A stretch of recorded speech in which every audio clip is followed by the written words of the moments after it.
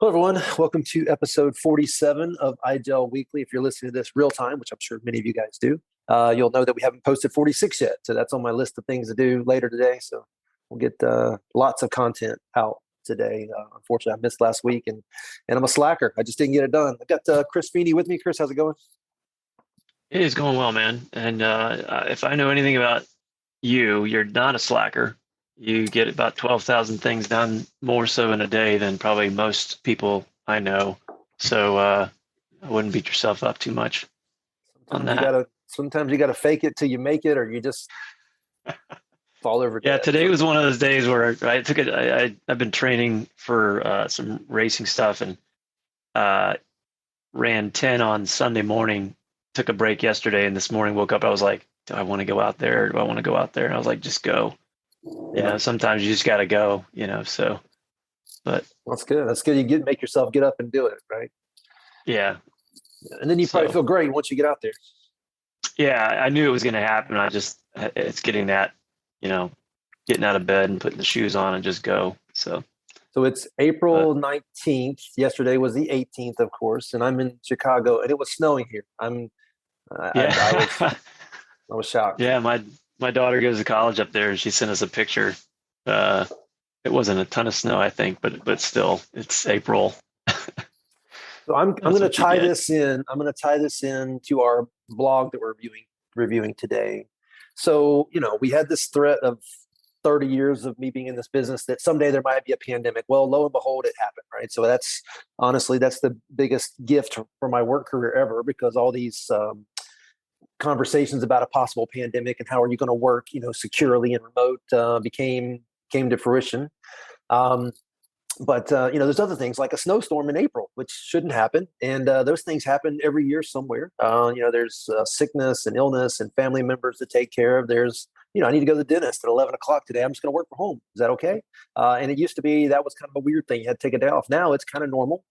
Kids don't have snow days; they just have work remote days. The world has come to where we've always said it might go someday. And then the blog we have today is why your hybrid workforce hybrid. They go in the office. They work from an executive suite somewhere. They work from their home office. I worked from the backseat of a car yesterday. I worked from a plane.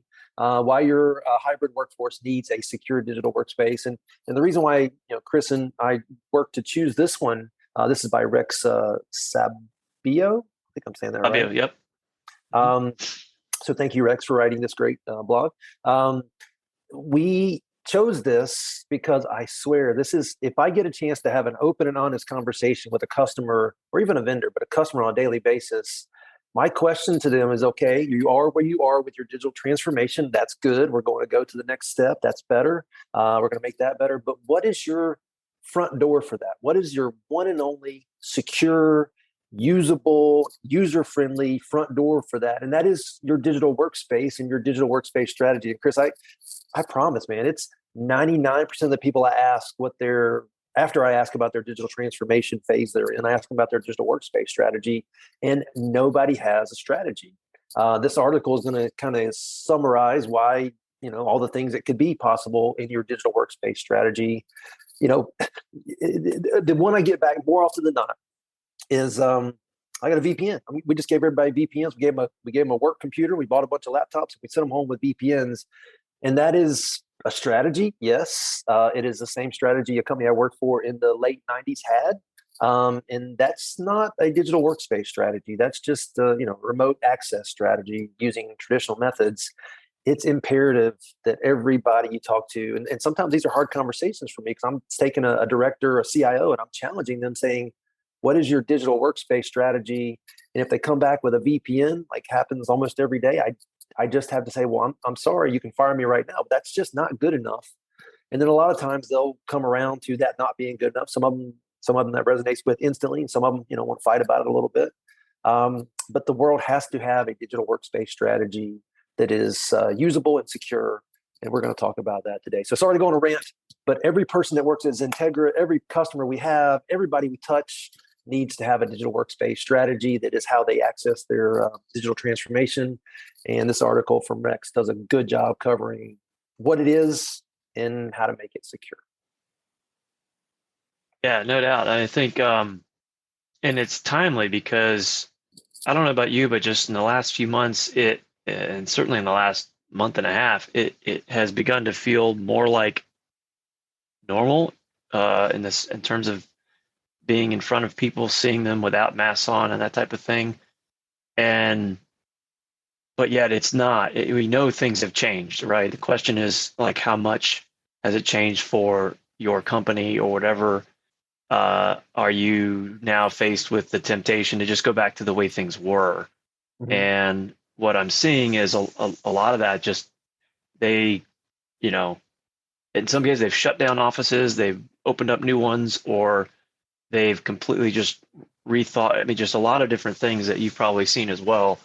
Uh, and I'm seeing a lot of vacancy signs out there too. Oh yeah, yeah. I'm really worried That's about the commercial real estate bubble that's possibly going to bust. But for today, let's just talk about technology and digital workspaces, yeah, which is part of busting that bubble because we just don't need to go to the office all the time anymore. yeah, We never did. We never needed to, but that's the way it works. Now companies and people really um, employees are driving the I'm not going into that office every day and forcing things to change. yeah.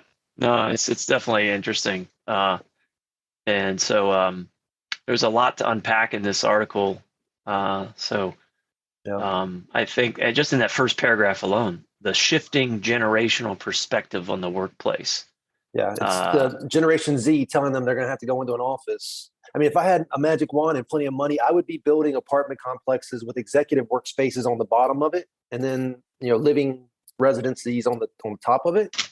If I'm Warren Buffett, that's what I'd be building right now. I think that's the future of the Generation Z urban work, at least. yeah, um, kind of like you're working right now from a remote location, I assume, right?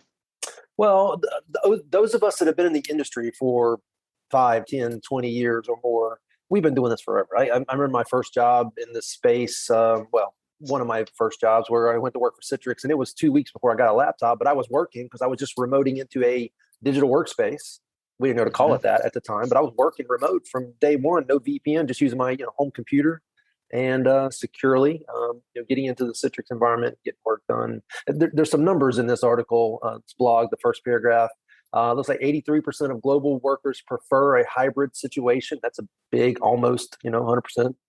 As close as it probably could be based on the way the survey was done.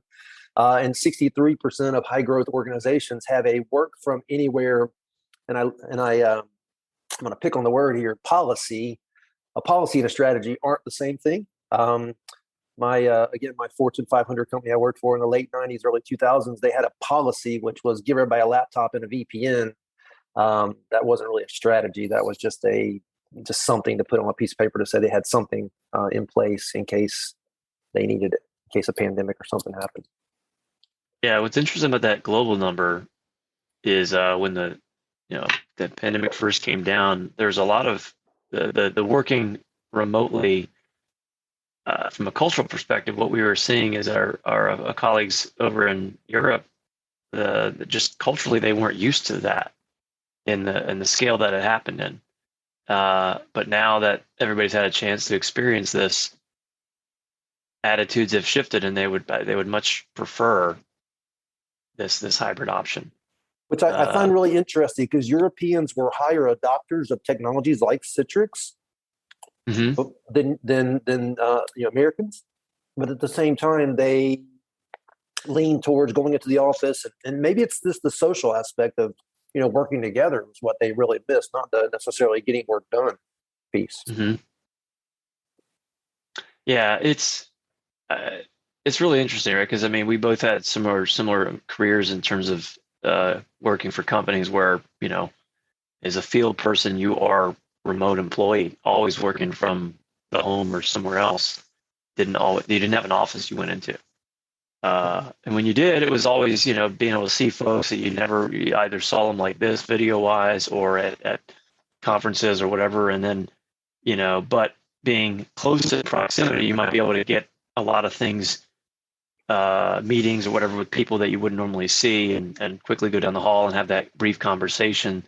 There's that type of benefit. But when that's not the norm anymore, you know, it's just an interesting, now we use Teams or whatever, are you there? That it's just, and how rapidly a lot of this has shifted to the point where this is what I'm used to, going back to the office, where I'm not used to being in the office much anymore.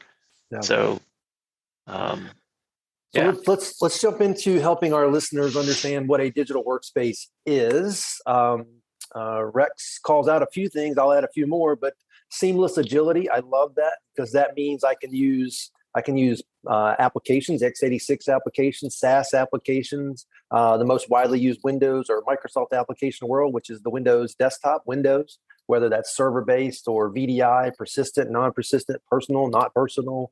And then he's got seamless agility, right? So that's the one I was just hitting on. The ability to log in as a single user using multi-factor and have single sign-on to all these different things. To me, that's the epitome of a digital workspace that allows me to go left, go right, go straight, go backwards if I need to, access files, access applications, all these different things from one place where I go. And then once I get there, I can then work. I would argue that 20 years ago, 30 years ago, maybe certainly 30, maybe 20, your workspace was your desk, right? Your physical desk. And then that became the Windows screen that you saw after you log in. That's why that thing's called the desktop, right? It's really not a desktop at all, but it's the place where you go to get started. That to me was your digital workspace, has been for many years and still is for a lot of people. Most people, it's still their digital workspace. And then you throw in something like, what Microsoft was doing with an overlay of the browser onto the desktop at one point. I forget what they called that, but that became a digital workspace evolution. And then now we have this thing where you log into a website or an app that has all your work content right there in one place under a single user, with the idea of enhanced productivity, and then I'm getting the bullets here, enhanced security, all coming together to make a user a happier user and a better, more productive user, aka digital workspace. And that's why Citrix and VMware and Okta and others, Microsoft, have been harping on this thing for so long. It is the future of technical getting work done, just like that desk or office used to be. Yeah, and I think you see for companies that had a lot of legacy type things, that was kind of right above that, how to get to those legacy technologies that were not, generally speaking, easily remotely accessible unless you had a VPN. Yeah. And now we're in a place where you can get to a lot of those things and more so by working with some of these vendors where it's much more accessible and secure. So, well, I think we talked about it a while ago. The VPN was I don't have a pathway to a digital workspace. I just have to get something done digitally, and I give the VPN, which maybe that enhanced productivity because now you can work from wherever. But man, what did it possibly do to impact the seamless piece and the centralized security protection? You basically took security and put it in the hands of the network guys and said, okay, when this person comes in remotely, make sure they can only get to certain things. Well, I'm sorry, how do I know what things they're supposed to get to? Well, I'll tell you. Well, you forgot to tell me. Next thing you know, there's these holes that are there that if I'm a security guy at an organization using VPNs to access my environment from computers, whether it's personal or corporate owned, I don't know how you sleep at night. Yeah. No, I mean, I was just thinking, I have one task at the moment that I need VPN for. That's it, as far as IGEL goes. And it's I think it's sort of a legacy thing. Maybe at some point I won't need to use the VPN for it, but it's if I want to go to the back end side of our license portal and either look for something or generate some eval licenses or something, I have that ability, but I have to be on VPN to do it. Outside of that, that's it. I mean, I don't. I guess at some point I won't need it anymore. But that's really the only thing I need VPN for. You're highlighting something that is common on our side of the fence. When you're some type of sysadmin, which I'm CEO of XenTegra, I still have a couple things I need to do in my lab and things that a VPN could be used for. But even that I don't use anymore. I have other remoting technologies that are part of my digital workspace. So Patrick joined us. Patrick, how's it going? Hey, good morning, guys. Doing well. Better late than never, I guess. Glad I could make it. Doing well. Yeah, That's how all was your right. commute? Is that the Yeah, Well, man. It's just the never-ending issue of being double booked at times, So it's anyway. Commute yeah? that's all wasn't right. too bad. So Patrick, I what you've jumped into is we're reviewing a blog that's really harping on something I talk about every day, and I know you talk about as well, and that is the need for customers to have a strategy, not a policy. We actually called out the differences a while ago. A strategy around how they can grant access to their current phase of digital transformation, and that is and should be a digital workspace. If it's a VPN or just access to a VDI or something like that, the VDI I'll take, right? I mean, that's a digital workspace strategy, a VDI or a virtual desktop or even published apps. But there's so much more capability out there. And we've covered so far the idea of making it seamless and enhance productivity so users like it, while still adding extra layers of security that they don't even know what's happening, like single sign-on, multi-factor, and then narrowing the gap of what they have access to. Um, so the next section, and Patrick, let you jump right in. There's 4 bullets here that talk about why do hybrid teams need digital workspaces. You want to cover these for us? Sure. Yeah. So just reading through these now. I'll put you on the spot. Sorry about that. I'll Yeah, hit the no first one. worries. No Finding worries. workspaces that balance productivity with security is probably the most important one. Why is that important that people that we as systems guys, architects, understanding that productivity balanced with security has to be top of mind? Yeah, I think we have this conversation kind of often, right? It's that never-ending battle between the two, security and end user experience. You can make something as secure as you want. You can lock it down to the point of you're almost zero risk of ever getting breached, but your end users aren't going to want to use it, right? They're not going to be able to be productive in that scenario. I mean, that's such a huge balance, and it's always going to be changing, right? I mean, every organization I've been part of, hey, security comes in, there's a some sort of vulnerability, they got to put in a fix. It might decrease the end user experience a little bit. It might make the user feel like they're not as productive. So there's at that point there's got to be a workaround. You got to work with the different solutions to try to make that experience better for the user. So, but Patrick, would you say that in today's modern world, the idea of a digital workspace that creates this single identity with single sign-on capabilities, you are making it digital workspaces has made it where you can make it more secure, but yet more user-friendly all at the same time? It's the first time in my career I've ever seen that happen. yeah, I mean, that's just great. To your point, right? I mean, it is pretty great. Like the solutions that are out there now, having that identity access management, apps in the cloud, you access them through a browser, however you're getting to them. Yeah, I mean, for sure, there really is. It's kind of amazing when you think about what Azure is doing. Companies like Okta, to kind of give you that, deliver that digital workspace. Citrix. I mean, there's so many ways to access that now that weren't there 5, 6, 7 years ago, right? Well, I want to hit on that real quick. Chris, if I were to say to you that based on what I know about the industry, you got Okta that brings a bunch of different technologies together. You got Citrix that has their technology, but also allows you to bring other technologies into their digital workspace. You have, and Citrix would have been Citrix Workspace. And then you have VMware Workspace ONE. I see those as the only 3 that really try to do something, but then try to bring in every other entity they can into that digital workspace. One single place to log in, access everything in your organization. Am I short-sighted in seeing those 3 as the 3 that actually bring it all together? Are there others that I'm missing? I think there's others. I mean, if we're looking at if we want to draw up like the Gartner matrix or something, I think there's probably others out there, but as far as advanced to where things are, those 3 are definitely at the top.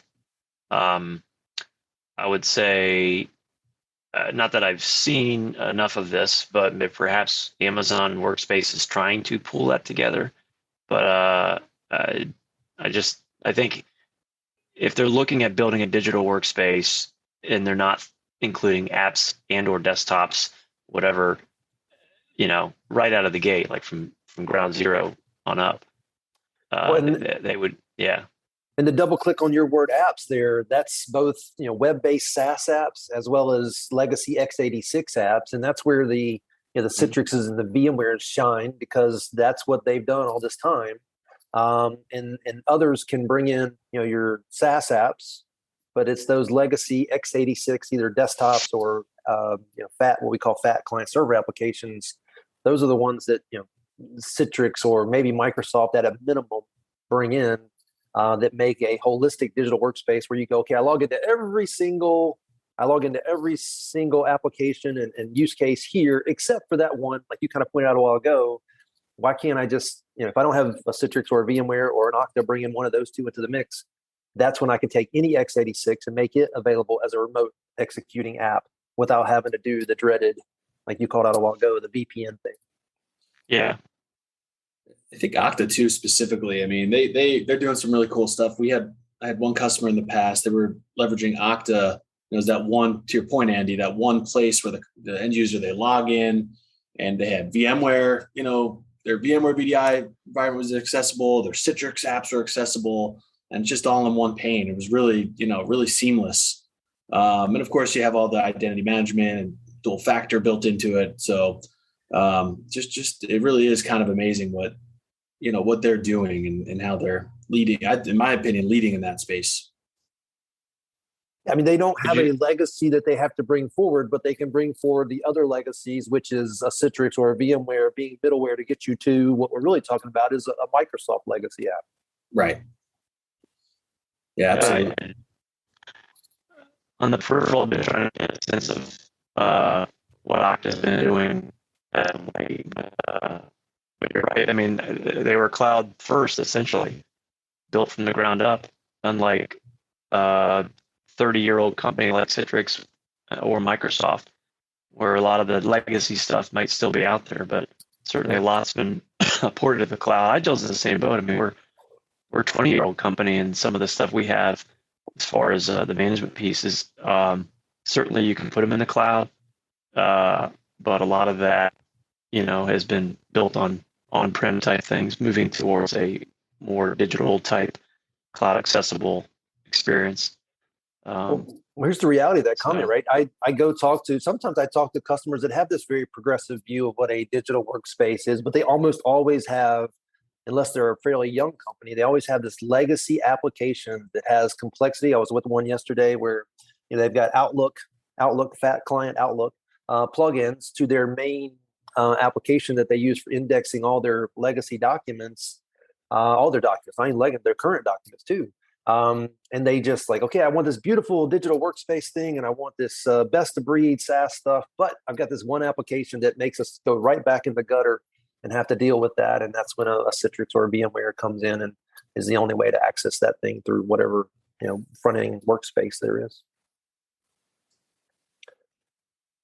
All right, so I think we covered number 2, mitigating the complexities of using various tools. If we can just simplify that into one tool that everything just shows up as an icon, and you click that icon and something magical happens, and the next thing you know, you see the application. The last 2 bullets, one is crises, events, pandemic. The other is responding to the growing number of cybersecurity threats. It's simple to say, but very effective to say on that last bullet at this point that as it stands today, the simplification of a digital workspace and remoting protocols is not the target of your cybersecurity threats. You're somewhat mitigating the risk just by adopting something that's newer and progressive, but there's lots of ways through analytics and single sign-on and multi-factor to make those and putting it behind a firewall somewhere and opening just a couple ports to access it, that you're making massive strides in security. Take it and access it from a Linux endpoint like an IGEL unit, and all of a sudden your security attack vector just went really, really small, and you've got the ability to have a sleep at night is what I would say. People that are giving a VPN out to somebody to run on their home computer or the business computer they treat like their home computer, I don't know how systems admins sleep if they're doing that. I think number 3 and 4, right, they're recovering from the, obviously went through this pandemic, and, a lot of customers had to kind of make a decision on the fly. Do you want to move more into that virtual desktop, whether it's desktop as a service or VDI model, or do you want to send customers home with a laptop, and a VPN? And I think, that kind of, it exposed a lot of the like strategies that we all had, right? All of our different companies, how we were doing things. I think that, right now is a great time to really kind of reassess, right? Where do we not succeed in certain areas when we send people home? Having that, something like an Okta, something like, leveraging Citrix Workspace, whatever your digital workspace solution is, I think something like IGEL, it needs to be part of that conversation right in there, because like to Andy, to your point, if another event happens tomorrow, we're sending everybody home. What are people accessing this from? Are they accessing it from an old slow computer, at home, or do you know what's on that computer? So Patrick, put a best guess on this. I'll ask you guys both this question. Your best guess on the percentage, not number, but the percentage of users that during the pandemic were giving a VPN piece of software, maybe some type of multi-factor to go with it, and told to put that on their home computer and use it. Give me your best guess number. What do you think that was? Man, I would say it was, of all companies, it was probably the majority. I would say it was probably anywhere from, I would say 60%, somewhere around there. So not a work computer where they gave them a work computer and sent them home, but an actual put this software on your home computer. Yeah. Just give me your best guess. Yeah. Well, so in that scenario, I would say it was less. I would say maybe 25, 30%.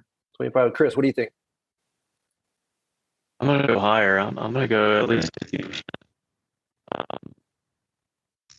think VPN companies would know, because they probably had all of a sudden a equipment to support more users plus licenses for traditional folks that were not remotely coming in on a regular basis.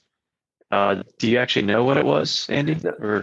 Well, so Chris, just real quick, you've gotten garbly several times on the call. I thought it was just me, but Patrick sounds fine, so it must be someone you're in. Digital Workspace. I'm testing out these wireless Bluetooth headsets. So, so here's the answer to your question. I don't know the number, but if it was anything over 0, it was too much. Yeah. Well, that, especially a home computer, like VPNing from a home computer, that's just Pandora's box, right? Well, that was my specific question. Like, okay. And then the other question would be, how many people got a company computer where they had admin rights or, no patching strategy and got a VPN? That's not as bad, but it's still pretty daggone bad. Right. Any of it's bad, right? We just, the idea of saying, here's a little piece of software that's going to backdoor you into my network, and we're going to do the best we can to box you in, but we only know what we know. It's just a really bad idea. Yeah. And I think, with COVID, it happened so fast, right? I remember I was on vacation when the state of emergency was declared, and I was literally walking in the door. I had a customer say they had to make a decision that day. Mm-hmm. Are we going to go with deploying IGEL everywhere, managed by the IGEL Cloud Gateway? Or are we sending people home with, laptops that were repurposed with Windows and a VPN? And this specific customer went that route. I think now they regret it. But now's a perfect time to take a look back and say, all right, what did we do wrong? How do we prepare for the next wave? Right. Well, and that's why this blog exists. Right now is the time to, if you did it wrong, and we can argue whether you did it wrong. Most customers, when they start to tell me about their VPN strategy they used during the pandemic, most of them will kind of hang their head when they start to talk about it. I'm like, it's okay. I'm here to help you. Most of them know that you can't keep doing that. But a few of them I've seen go, yeah, the pandemic's over. I'm not worried about it anymore. Like, oh, the next thing is coming. That person's going to work from home. That, that need to be flexible is going to be there. According to this article, 80% of the future workers are going to demand it. We have to adopt a digital workspace strategy of some type, even if it's just a login, launch your virtual desktop, something. It can't be deploy VPNs everywhere. Fool me once, shame on me, or shame on you. Fool me twice, shame on me. Right? I think Michael Scott had a different take on that saying, but it's if you still have that mindset, like, oh, it's over. I mean, Man, I don't know. I don't know what it's going to take to get you to that point to reassess your scenario. Yeah. Yeah, in today's world with media and the shock of value of any type of possible pandemic type conversation just being something that sells commercials, it'll never be over again.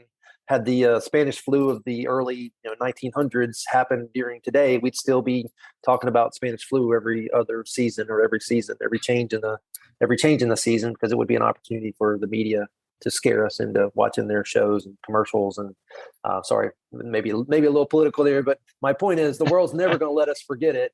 That's actually, I see that as a positive for what we do, because it's easy to walk in and say, okay, what is your digital workspace strategy? You can't tell me that you don't have one, because the world says you got to have one. Your employees, the media, everybody says you got to have one. What is yours? Okay, Chris, digital workspace and security, specifically cybersecurity. I've got three paragraphs here. When they say greater flexibility while being more secure, what do they mean? Well, I think the flexibility would certainly be number one, where you're able to access this from. And I think the technology has advanced so much to the point where, if you're in this zero trust kind of architecture, which I don't think is specifically called out in this article, but you have the ability to, implement some of those extreme measures, or extreme, I would say, more common measures to lock down the ability to get into that environment, first of all, so you know who that person is coming from, and you have be able to establish some kind of trust. But also, we saw a lot of M&A activity. And if you can, one scenario I can think of is, say, if you take over a company and on day one, you want to switch them into a digital workspace, and you have that ready to go, whether you spin it up rather quickly on the fly, quickly scale, or you add them into an existing environment.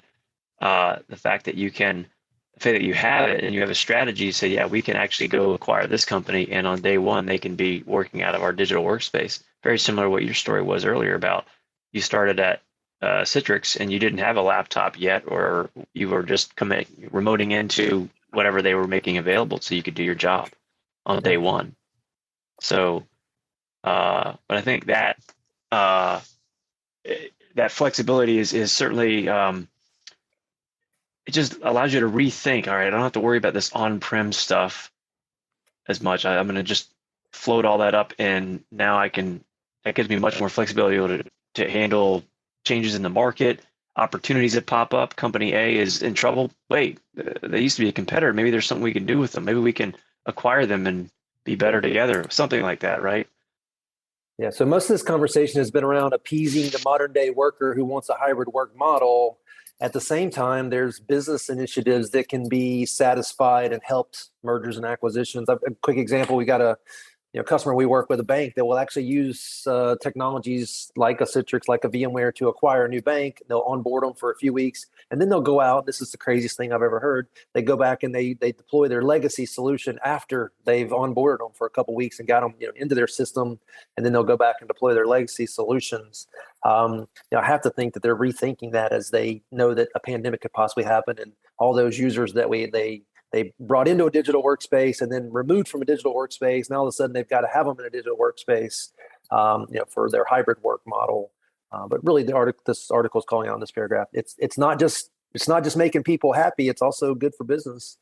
If we can enable the customer I met with yesterday, I said, yeah, we're here, we're in Chicago, we're Indiana, but we're thinking about buying somebody out west. I'm like, oh, all of a sudden, conversation just became very interesting on what we can provide them that might help them do that at scale. One last thing on this thing is to this flexibility, our UD Pocket is a key thing, right? We can just on day one go in, plug those things into existing devices that are compatible for it, and boot up to that, and there you provide a new workspace from day one. Going back later on and reassessing if you repurpose those or just replace them with other things, but you're providing almost immediately that accessible and manageable endpoint. Yeah. Patrick, the next call out here is on increased compatibility, and I think they actually call out the digital workspace, maybe desktop as a service specifically as, and I use it all the time as the catch-all, right? Yesterday's meeting, there was this one use case where it was developers, and they had to have the access and admin rights, and they had an access database that needed to be theirs, and they couldn't share it on a multi-user environment. And all of a sudden, desktop as a option as part of a digital workspace strategy came to the forefront. When they call out the compatibility in this blog and this paragraph, can you help summarize that for us? Yeah, and I'm trying to think how I'm understanding it, because they're mentioning device agnosticism. They're mentioning tablets, smartphones. So if I'm understanding this correctly, I think what it's saying is, hey, when you go to that digital workspace model, you can kind of connect from any, it opens up the door. If you want to connect from your phone, great. You want to connect from your tablet, great.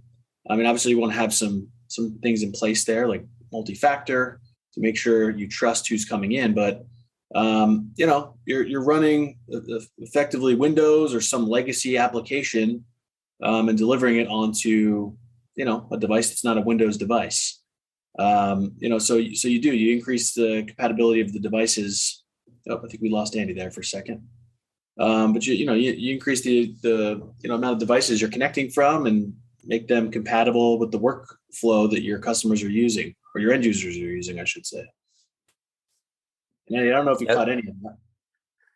Well, I'm certain that you covered it, but still talking about increase. And that, my friends, is the biggest wild card in all this. I'm working from a hotel now. I was on a plane yesterday.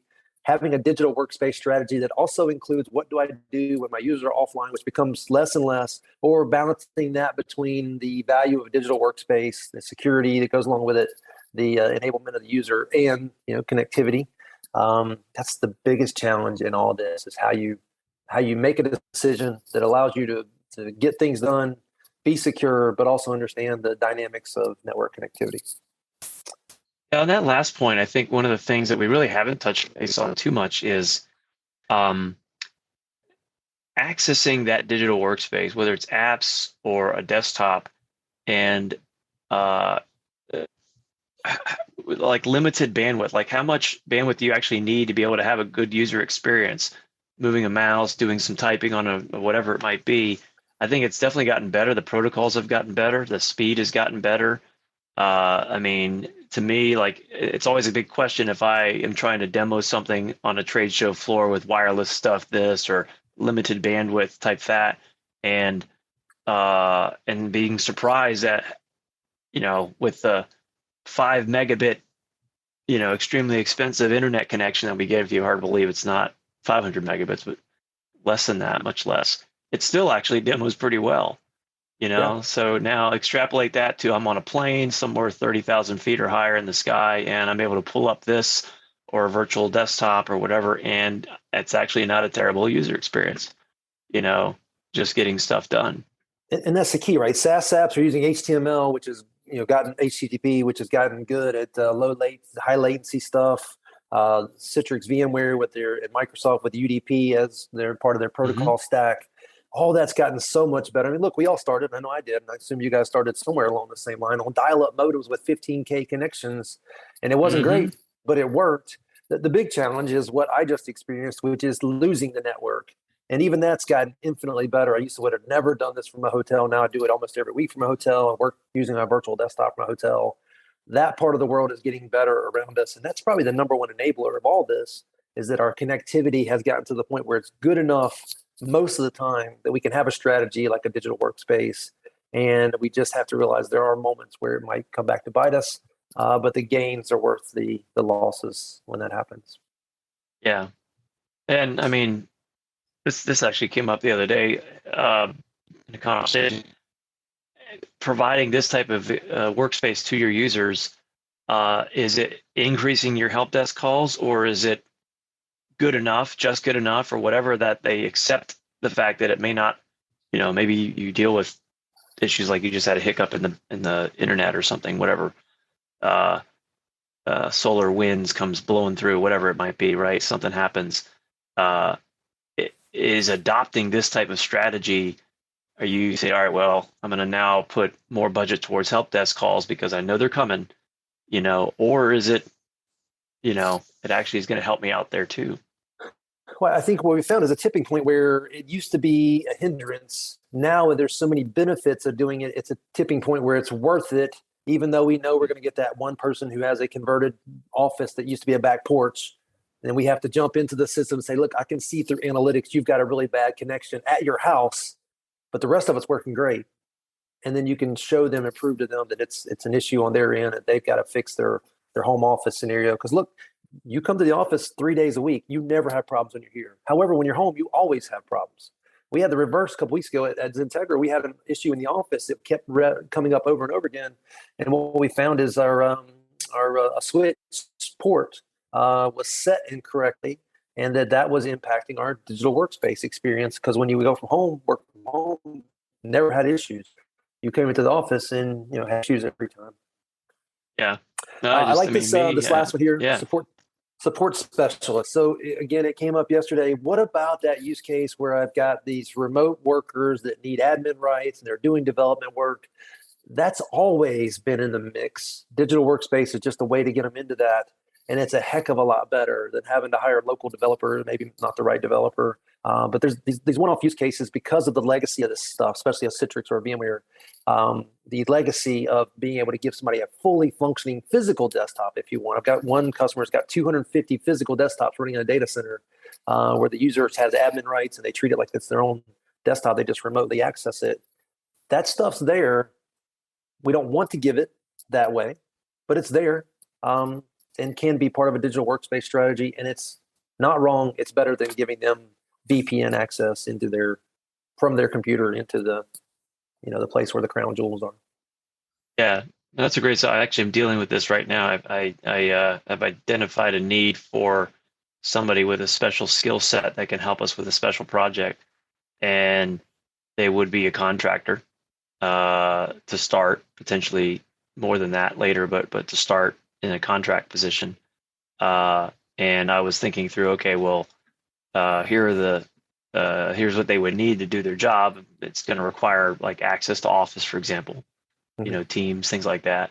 But I was thinking through that scenario already in my head. But the fact that you have adopted and we have those tools, I know you guys do too. It does give you kind of tying back to that flexibility to be able to, hey, this guy just came available for 6 months or whatever. Let's go ahead and knock it out, bring him in or her or whatever, and work on this initiative.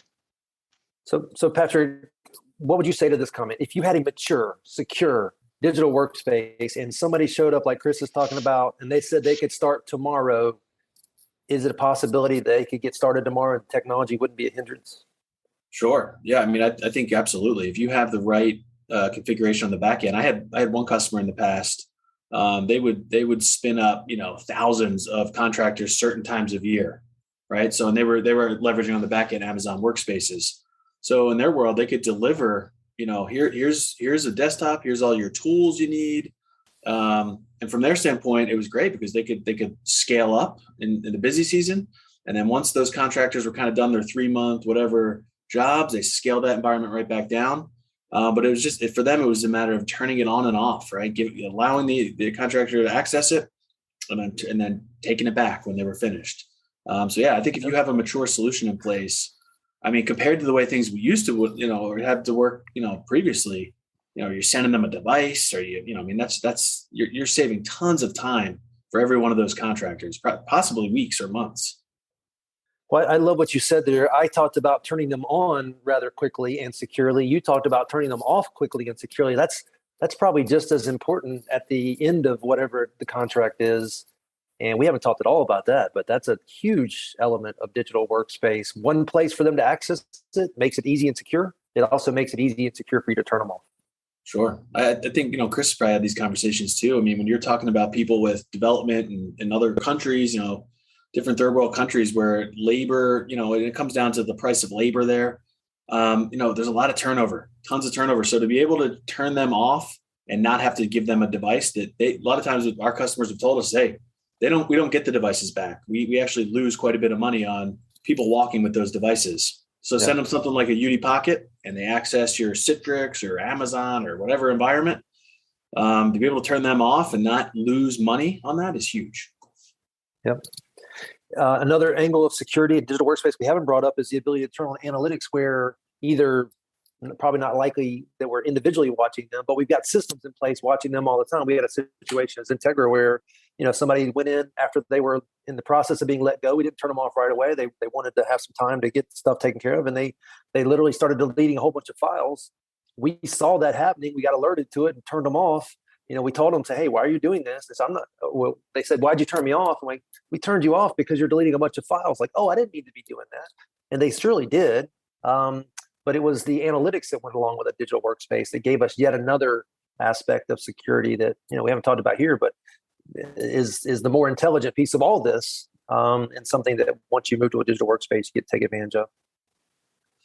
Yeah. And, on the analytics point, it's probably worth plugging this, Andy, but, you were talking about the work from home user having the issues. I mean, I immediately thought of the liquidware solution, and how, that ties into IGEL. And, let's say that home user had issues or they were doing something they shouldn't. You can have something automatically send a message that ties back to ServiceNow. So if you had, help desk user, logging in, the user calls in, they're already seeing everything, right? So, I mean, there's so many things you can do with that, whether it's from your scenario, where somebody's doing something they shouldn't, or, hey, my network's not working. Well, I already see that. I already have that visibility, just huge. Performance or security analytics become a real piece of the equation when there's a digital workspace in place. And that, could be the application security or performance, could be the network, could be the endpoint. So on that note, Chris, in one or so statement, where does IGEL fit in? This is an IGEL blog talking about digital workspace. Obviously, it's relevant for IGEL. How does IGEL fit into this discussion? Well, the thought that comes to mind is like a big circle, right? The operating system in that respect, being able to connect you into and support all the other things that are around this digital workspace ecosystem, and having that sort of as your central spot, because you can totally manage the OS by itself and then provide access to whatever you need, whether it's, some of the things we talked about, we're always getting into this scenario, or we got something new we're bringing online. So I think I just sort of fits right into that, because at the end of the day, the user has to walk up and start typing and using their mouse on something. What do you want that to be? Yep. And we would certainly love it if it was IGEL, because of all the things that we offer to help with that. Patrick, same question. If you had to take this digital workspace conversation, which Chris highlighted being the center of it, where does IGEL fit into that conversation? If I break it down into a few categories, right? Security, flexibility, accessibility, all the things we're talking about, that's what IGEL does, right? So, on the security piece, obviously it's a read-only OS. So you're securing that endpoint. This also ties into flexibility, but hey, if you have that work from like COVID type situation where you have to send everybody home, hey, send them home with a UD pocket or repurpose some old equipment that you were going to get rid of anyway. It's secure and it's purpose built to connect to your digital workspace. So, basically, I think it's kind of the IGEL in my mind is the mechanism on the endpoint to basically have an access strategy to your digital workspace. It's secure, it's flexible, and it's going to give people and administrators the ability to roll it out quickly and know what they're connecting from. Know from a security standpoint, no, it's not some device with malware and all kinds of stuff. It's secure, but it's easy to manage, and it's kind of built for this exact type of workflow, purpose built to to connect to these digital workspaces. Yep. It was probably called a published or virtual app or virtual desktop at the time, but IGEL was built to do this. Why take this beautiful centralized system and turn around and access it from something that you're not sure whether it's secure or not? Why don't you access it with something like Chris said? You got to access it with something. Why not access it with something that is highly likely to be secure? Trust it, but verify. It's a huge step in protecting the front door, is to make sure you don't allow bad things in to start with, but then also protect it. Yeah. All right, guys, we ran way over. I'm sorry, but this has been good conversation. I hope Hope everybody in my company and my team listens to it. There's a lot to take away from this. IGEL and how it accesses a digital workspace and how it applies to our customers and our workloads it's what we need to be talking about every day.